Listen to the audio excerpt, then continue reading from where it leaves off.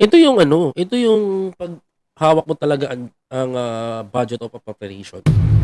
Maluwag, eh. Mga kababayan, maluwag, eh, 'di ba?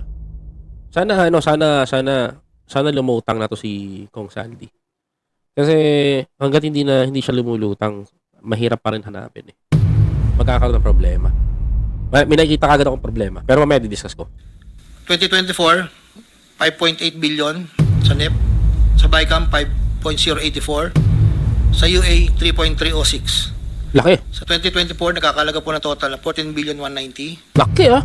Sa 2023, 12 billion. Sa 2022, 519. Noong pong 2025 ay 7 billion 385 na lang po sa NEP. Wala na pong kasunod. Naku, Sa bawat proyekto na pinapasok ni Kong Saldi, meron akong binigay na obligasyon sa kanya para sa pondo base sa aming kasunduan. Noong 2022, ang kanyang hinihingi na budget sa bawat proyekto ay 20% lamang po. 20%, 22%. 20%. 20. 20%.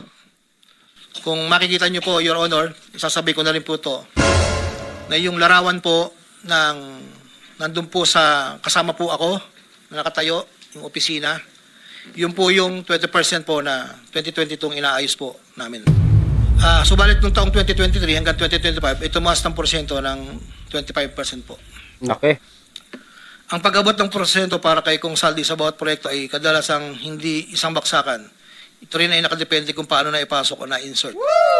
Kapag ang proyekto ay napasok sa NEP, ang unang 10% ay agarang binibigay ko kay Kong Saldi. Habang ang balanse na 15% ay paglabas na po ng GAHA. Paglabas ng pondo. Nung Diba, pagkatapos bayaran ng GA, Mm-mm. ito yung 10% yung pinaluluwalan ng mga kontraktor yan.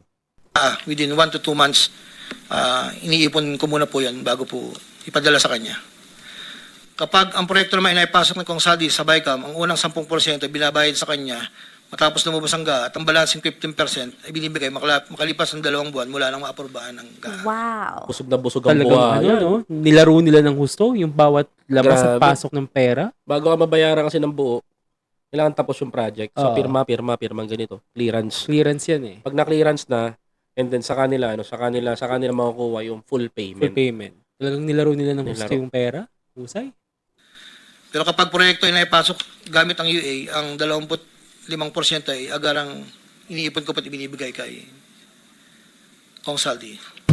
Ang pambayad para kay Kong Saldi ay nanggaling sa mga advances mula sa kontratista, pero hindi na alam ng mga kontratista kung para kanino ang advance na yun. Yan, Wow. yung sinasabi ko, advance. Mga kontratista, binabayaran nila yan. Yan yung sinasabi ni Sara Kumbaga, Vizcaya. inaabonohan nila eh.